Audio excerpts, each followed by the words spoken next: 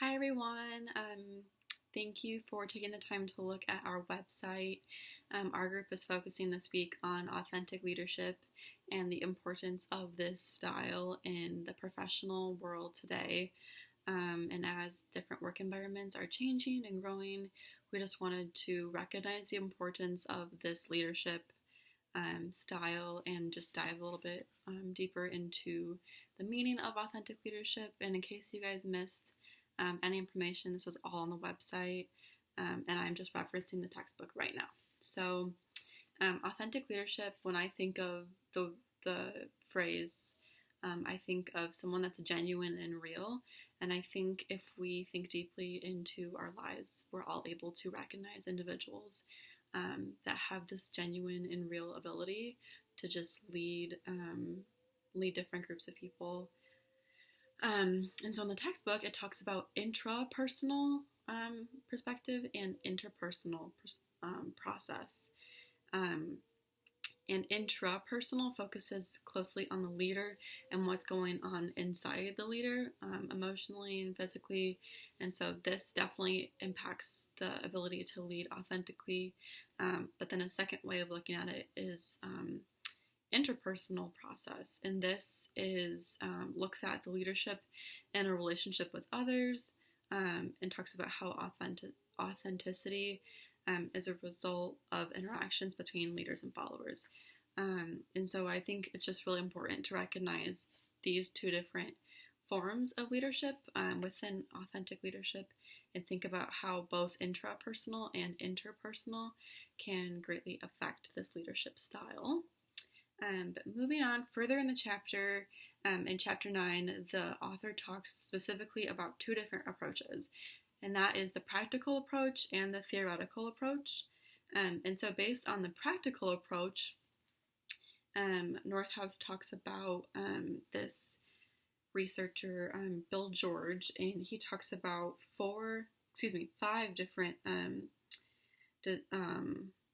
core desires, and those are strong sense of purpose, strong values, establishing trusting relationships, demonstrating self-discipline based on their values and beliefs, and then the ability to empathize with others.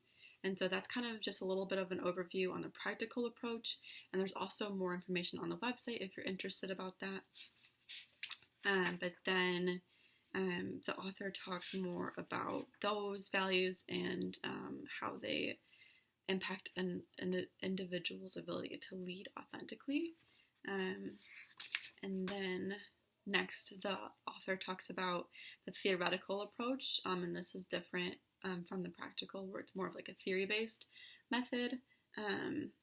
But in this section, the author talks about different components of authentic leadership, and there are 4 described here, and those 4 are 1, self-awareness, 2, an internalized moral perspective. So again, just focusing on the internal feelings and emotions. And then we also have 3rd, balanced processing, and 4th, relational transparency. So just being open with all different groups of people, especially followers, to really gain a better understanding about perspective. And so the leader goes on to talk about these 4 characteristics in detail. And then also explains how authentic leadership works, and talks about how different characteristics are able to be developed throughout an individual's lifetime, and how all people aren't necessarily born with authentic traits. Those are sometimes developed through beliefs and experiences in critical situations. And I know for me personally, I can think of a few different things in my life that have helped me grow to be more authentic in relationships with others, whether it be professionally in a work environment or just in my friendships with others. But again, all this information is listed on the website underneath the tab that says the basics. This is just a general overview of the chapter, but the content on the website will definitely dive deeper into the material we talk about. So thank you for listening.